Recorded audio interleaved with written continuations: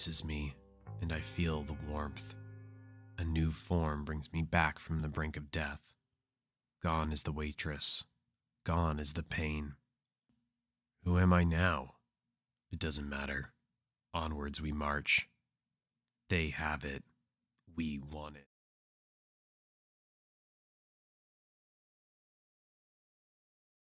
The stench of blood emanates from my dress as I march through these empty streets.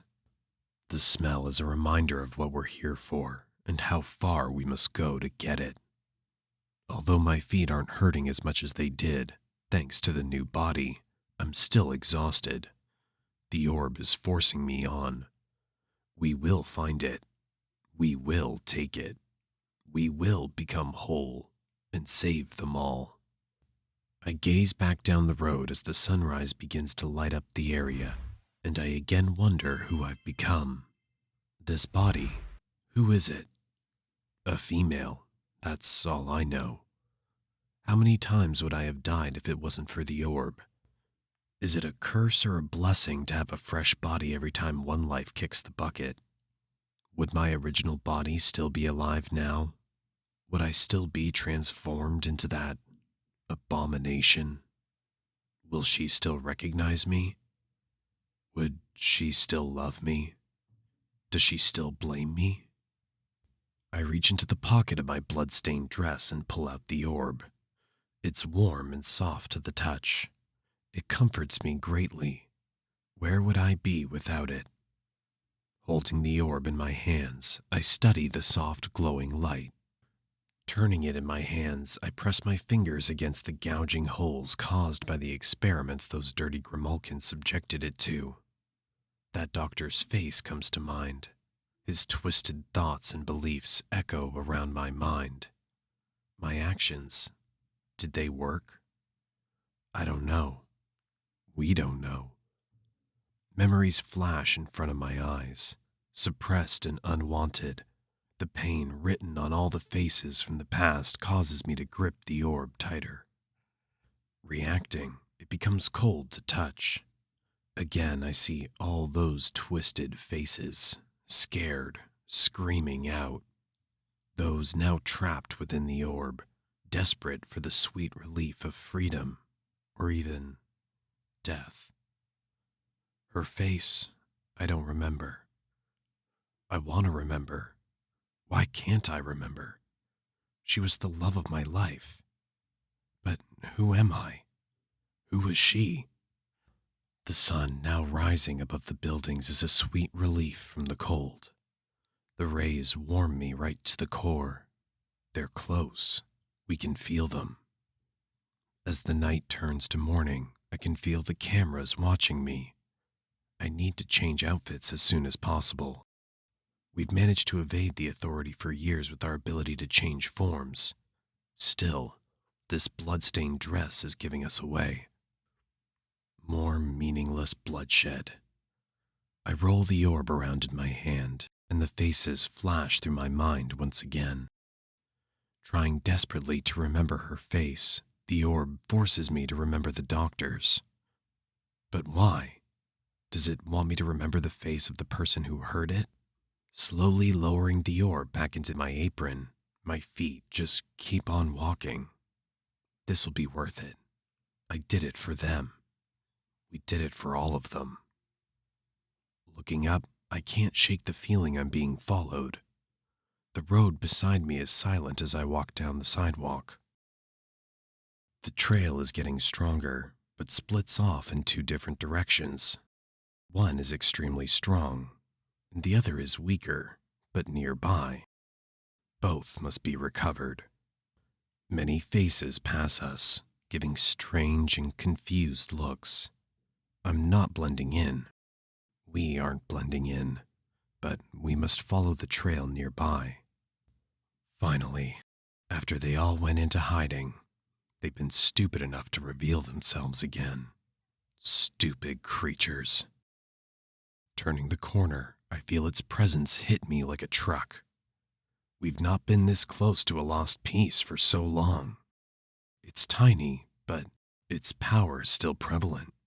Every piece must be found. It's coming from that building across the street. The crowds block our path. Their worried faces annoy me. I need to get there. We need to get there. Freeze! A voice booms over the hustle and bustle of the busy city block. I turn around, but so does the crowd. The orb allows me to stop, and stop I do. Streams of people push and knock into me as I'm planted in the same spot in the middle of the sidewalk. "Lady, move!" one man says angrily, pushing past me as I stand frozen. Before I have time to react, I feel the cold steel of a gun being pushed into my back. "On the ground!" A confident voice shouts at me from point blank. "You're under arrest!" I feel his strength as he attempts to force me to the ground. His large hands press on my shoulders as he pushes the barrel of the gun deep into my back.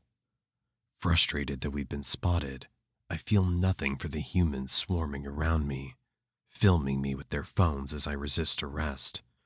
"Leave me alone!" I screech. "Back off!" "Down on the floor!" the man screams angrily. "Or I will be forced to use lethal measures!" Watching all the random faces in the crowd smugly grin as they watched on, I feel empty. They have no idea. "Lethal force?" I ask casually, knowing we're only meters away from our prize, and his demands are only a mere inconvenience. "Last chance!" the man, who I can only assume is another police officer, shouts in my ear. Slowly, I begin to lift my arms, and the orb reacts in the pouch of my blood-stained dress. I feel it pulsating. I feel its warmth. It comforts me. "You killed my friend, you bitch!" the man cries out, attempting to force me to the floor. "He's a wife and a family! How could you?" My body, although smaller and weaker than most, stands firm. Like a solid wall against a breeze, he's unable to move me, no matter how much he tries. "That's right," he commands, watching my hands rise above my head. "You're going away for a long time. I'm going to personally see that they throw you away for the rest of your disgusting little life." I'm bored of this, I say plainly, devoid of emotion. Like a crack of lightning, my left elbow swings with the power of a ballistic missile towards his face. My body twists, and as my elbow makes contact, his face explodes open, and blood is flung in all directions. The crowd screech as blood spatters all over the floor. As the police officer's body goes limp and his gun falls to the floor, the screaming in terror begins. Why do they always scream so loud? I hate it.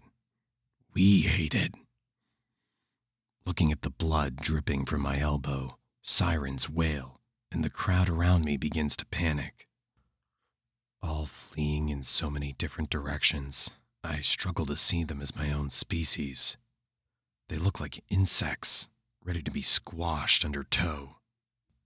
As the streets clear and the roads are blocked by police officers and their vehicles, I stand, a lonely target in the street, waiting to be approached. They must see me as a small and insignificant little female human. I look down at my sore feet and I breathe in deeply. I feel my chest rise and fall. I feel my ill-fitting bra digging into my sides. I feel my long hair blowing gently in the wind. I wait for them to strike first. As the officers throw open their doors and ready their weapons, I wait for the inevitable. "What is that thing?" I hear someone ask in terror. I ask myself the same. What am I now? I see a bright light flash from the corner of my eye, and before I know it, I'm clutching my chest. The sound of a single bullet fired follows. It echoes between the large buildings, and I cough blood, causing it to dribble from my uneasy smile. The orb pulsates. and I reach down into my pouch. My actions must spook them, because a second gunshot burrows deep into my back. I jolt forward from the force, but remain standing. "It's a monster!" someone shrieks. "Shoot it again!" "I'm bored of this," I say under my breath, spluttering as blood dribbles down my chin. Feeling like I'm drowning with every breath, I raise my arms into the air. As I do, my feet rise from the ground, and I begin to float effortlessly in the air. We turn in midair to face the police officers taking cover behind their cars in the middle of the empty road. I see the fear written across their faces. "Shoot it!" someone screams. Flash, flash, flash. My body crashes in several directions as bullets burrow into my body. Flesh and blood flings into the air, torn from my body as they make impact. "I'm bored," I laugh, gritting my teeth, but allowing blood to flow out between the gaps. The orb slowly rises past my face, and its brilliance blinds me for but a moment. We must once again cleanse the area. No evidence must be left. No recordings. Nothing. Floating just above my head, I manage to keep my arms raised. Even though they feel like they weigh a ton, I fight to keep them up. Even though my body feels close to death, the orb begins to spin at a rapid pace. I feel the air around me twisting and pulling like a cyclone forming above. Seconds from now, everything in this area will be cleansed.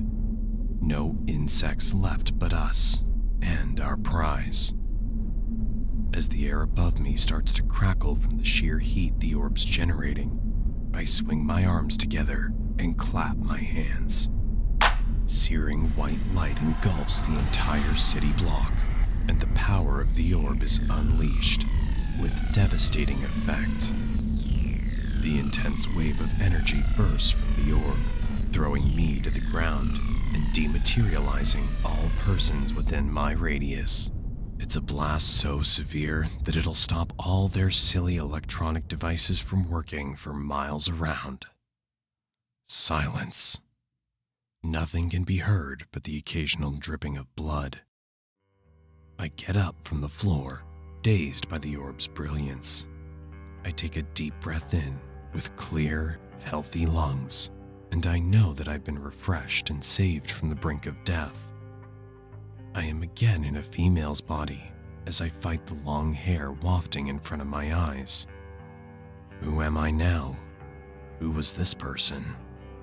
It doesn't matter who I am now. All that matters is what's inside this gymnasium in front of me. I will have it. We will take it. It's close. I feel it. It's in the next room. There. We found it. Girl, I say, focused only on the thing hiding what belongs to us. Give to me what is ours.